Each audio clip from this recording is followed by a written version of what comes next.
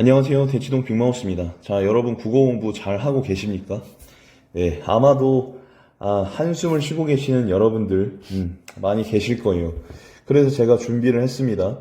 수능 국어 전문 대치동 빅마우스가 여러분들을 위해서 최소 국어 등급을 한두 등급 정도 올릴 수 있는 비책을 가져왔어요.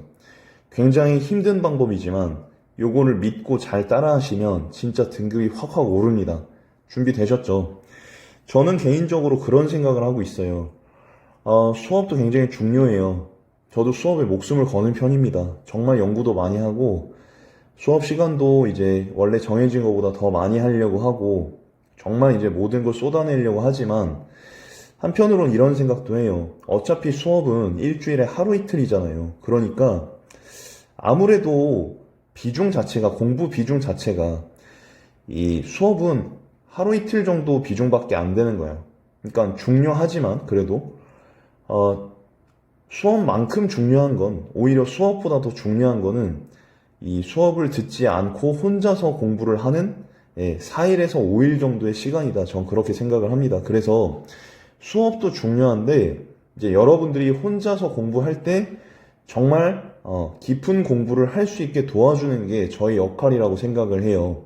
그래서 여러 가지 방법들을 고안을 해서 여러분들께 알려드리고 있는데 이 방법은 그 중에서도 좀 더 여러분들한테 도움이 될 수 있는 아주 좋은 방법이라고 생각을 합니다.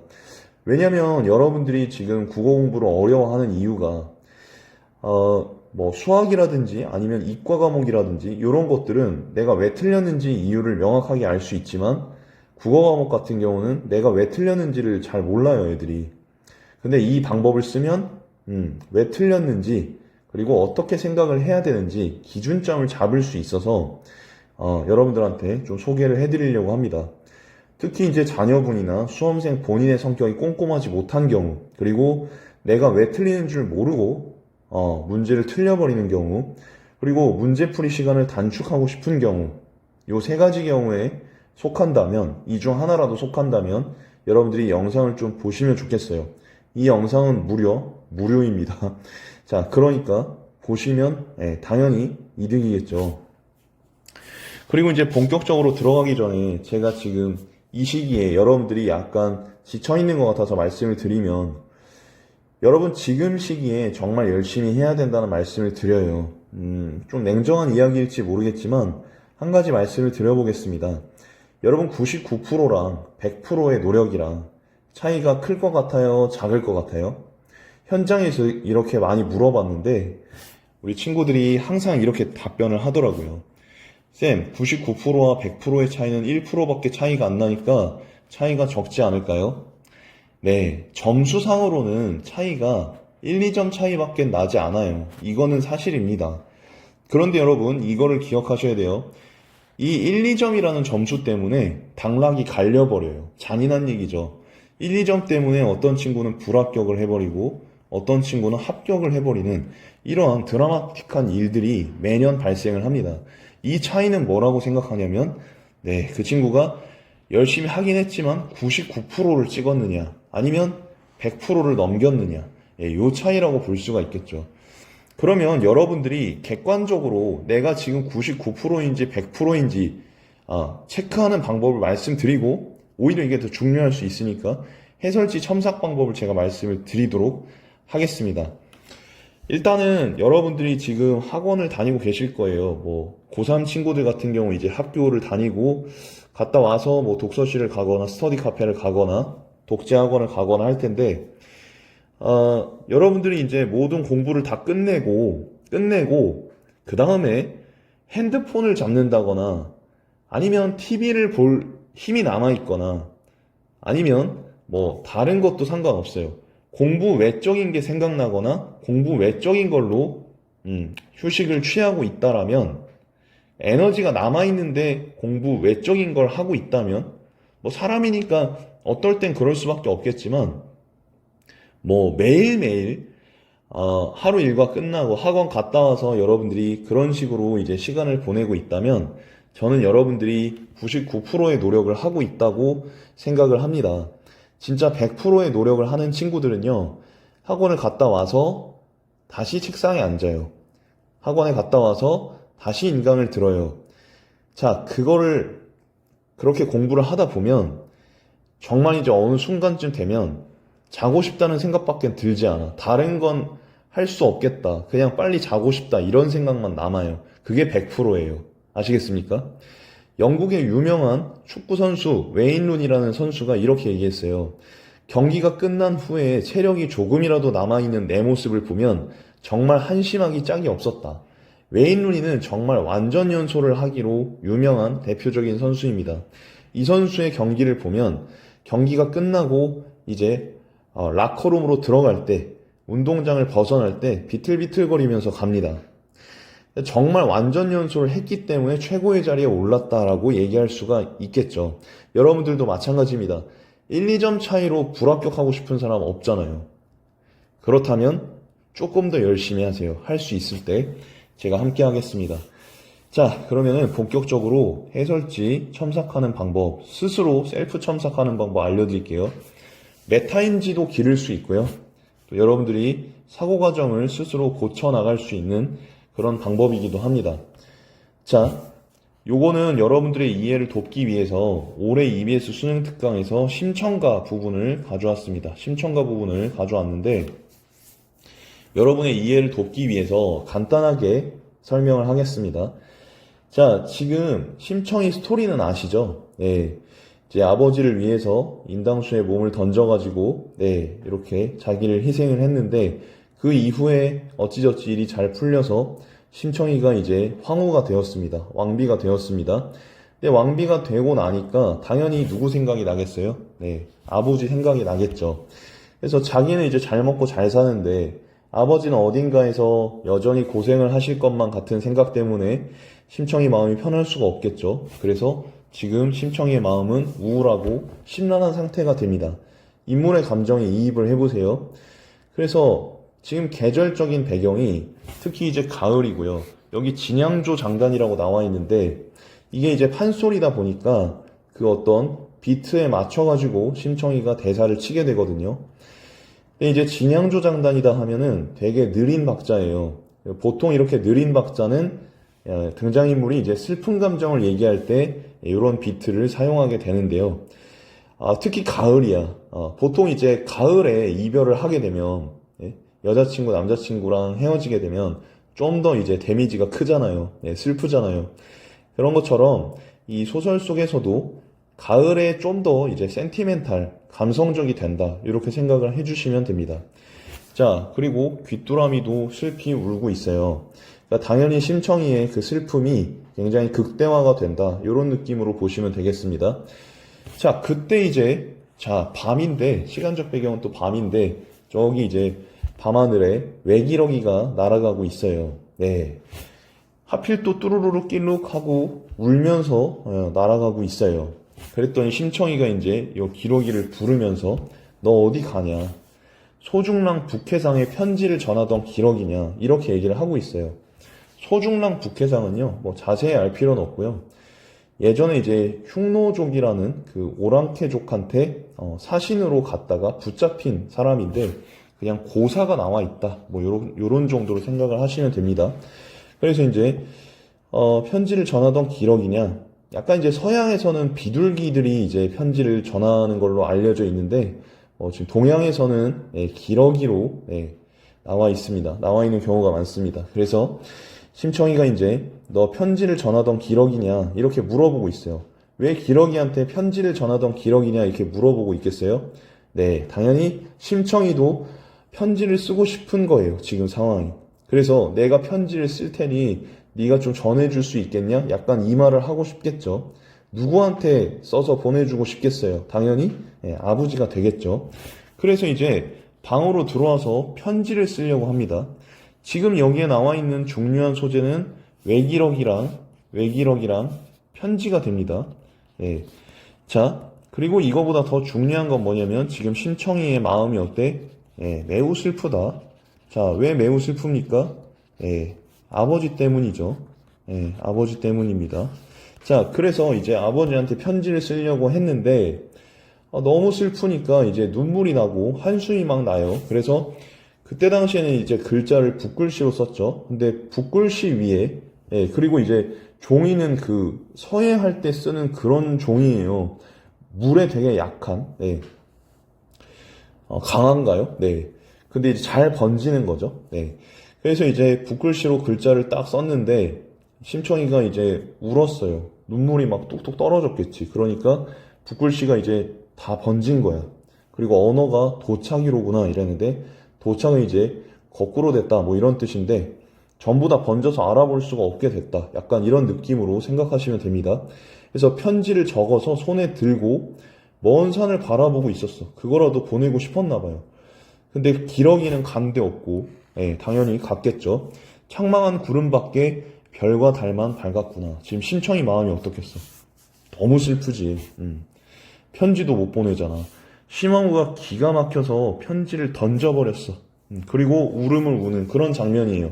자, 이거를 이제 분석을 해보면 어떻게 되겠어? 당연히 심청이가 지금 아버지 때문에 매우 슬퍼하고 있는 그런 장면이니까 심청이의 자, 슬픈 내면 심리를 전달해주고 있는 그런 부분이 될 겁니다. 자, 그러면 이제 문제로 한번 가보겠습니다. 지금 이거는 이제 학생이 했다고 생각하고 제가 그어놓은 거예요. 자, A에서 편지의 서사적 기능에 대한 설명으로 가장 적절한 것은 이렇게 돼 있는데, 정답은요, 주인의 심리나 성격을 드러내는 행동과 연결되면서 작품의 주제의식을 환기한다. 2번이 되겠습니다. 자, 2번이 되는데, 만약에 학생이 1번을 선택했다고 쳐봅시다. 그럼 이제 틀린 거잖아요. 그럼 이제 보통은 1번을 선택한 다음에, 아, 이거 왜 틀렸지? 그러고 해설지를 봐요. 해설지를 보긴 보는데, 해설지를 대강 보고, 에이, 이래서 틀렸구나. 그러고 넘어가요. 그럼 점수가 안 오른단 말이야. 아시겠습니까? 어떻게 해야 되냐면, 일단은, 자, 해설을 보지 말고, 답만 체크해요. 채점을 해. 그럼 이제 뭐, 만약 틀렸잖아. 그러면 해설지를 보지 말고, 내가 1번을 선택한 이유를 문제 바로 밑에 적어놔. 뭐 다른 노트 쓸 필요도 없어. 만약에 여기다가 쓰는 게 싫으면 여기 포스트잇 같은 걸 적어서 내가 1번을 선택한 이유를 적으면 돼요. 자, 그러면 한번 적어볼게. 1번이요. 주인공이 겪는 외적 갈등을 해소하는 계기가 되지만 내적 갈등을 심화하고 있다. 이거거든요. 뭐 우린 딱 봐도 아닌 것 같지만 그래도 학생 입장에서 한번 써보도록 하겠습니다. 자, 그럼 학생 입장에서 이렇게 생각을 했다 쳐봅시다. 제가 만들었는데 심청이가 황후가 돼서 외적 갈등을 모두 해소할 수 있다고 생각을 했어. 그래서 주인공이 겪는 외적 갈등을 해소하는 계기가 된다고 생각을 한 것 같아 내가. 그리고 아버지를 만나지 못해서 슬퍼하니까 내적 갈등이 심화되고 있다고 생각을 했다. 그래서 1번이라고 했다. 만약에 자, 뭐가 틀리지? 이제 요렇게 이제 자기 생각을 딱 써놓고 나면 이제 해설지랑 비교를 할 수가 있는 기준점이 생기는 거야. 그러면 뭐가 틀렸지라는 걸 잡을 수가 있게 돼요. 한번 볼까요? 자, 그러고 이제 해설지를 보는 거야. 그러면 해설지 뭐라고 돼 있냐면 A에서 심청은 부친과 만나지 못하는 안타까움과 괴로움을 떠올리며 내적 갈등을 겪고 있어. 그럼 어떻게 생각하면 돼? 아, 내가 내적 갈등은 잘 했구나.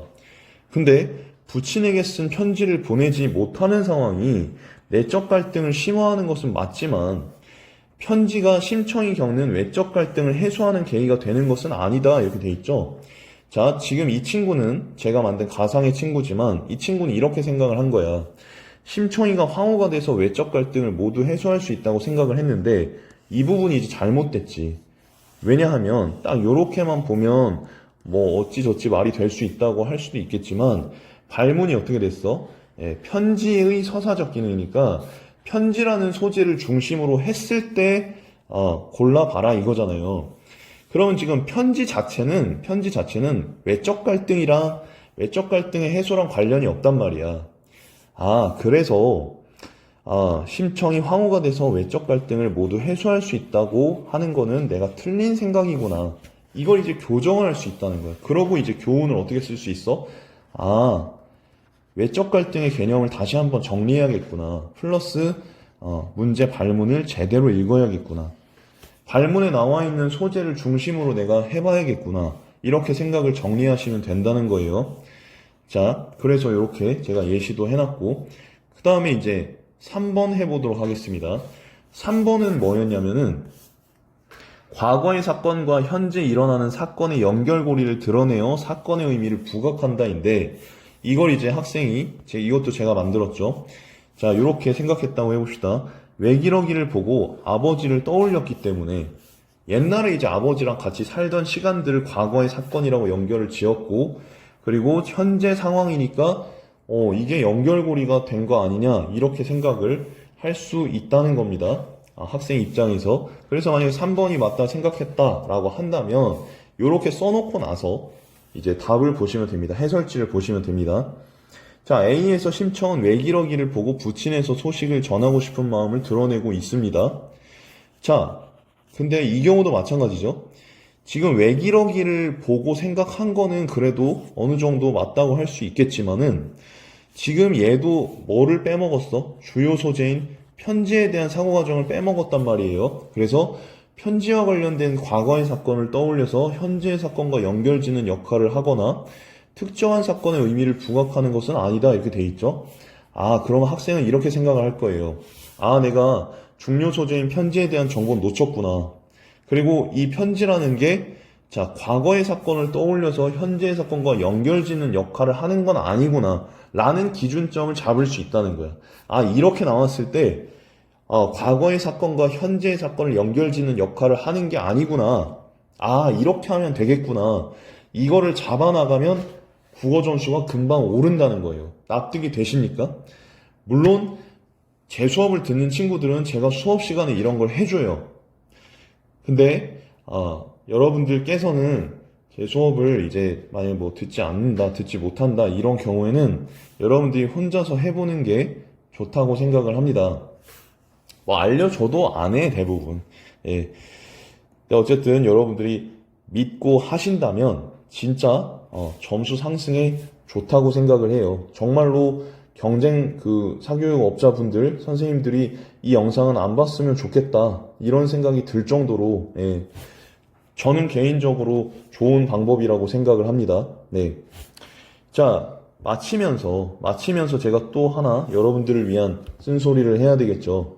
자, 국어 공부는요 다른 공부보다 스스로의 사고 과정에 대해서 관심이 많을수록 점수가 잘 오릅니다, 여러분. 네. 수업도 중요해요. 네. 저 수업 잘합니다. 그렇지만, 제가 감히 말씀드릴 수 있어요. 수업을 듣지 않는 날이 더 많기 때문에 제 수업을 듣는 수강생들은 수업을 듣지 않는 날 열심히 할 수 있도록 제가 이제 개인적인 상담도 해주고, 심리 상담도 해주고, 자료도 주고, 이러한 방법들도 알려주고, 이렇게 이제 하는데, 어쨌든 그래서 수업을 듣지 않는 날, 공부가 더 중요할 수 있다. 그래서 나 혼자 공부하는 날 최선을 다할 수 있는 방법을 알려드렸으니까 꼭 해보시길 바랍니다. 만약에 집중이 너무 안 된다 그러면 여러분 핸드폰 보지 마시고 오늘 내가 풀었던 문제들에 대한 해설지를 쭉 읽어보시면서 사고 과정을 정리하시면 정말 오히려 재밌고 더 보람찬 휴식 시간을 보낼 수 있다고 생각합니다. 아시겠죠, 여러분? 네. 마지막으로 즐거움은 늘 고통과 맞닿아 있다라는 말씀을 드리면서 오늘 영상 마치도록 하겠습니다. 대치동 빅마우스는 수능, 국어, 입시, 그리고 정시, 수시, 논술 컨텐츠로 계속해서 돌아오도록 하겠습니다. 구독자 여러분들께 항상 감사드리면서요. 다음 영상에서 또 반갑게 뵙도록 하겠습니다. 감사합니다.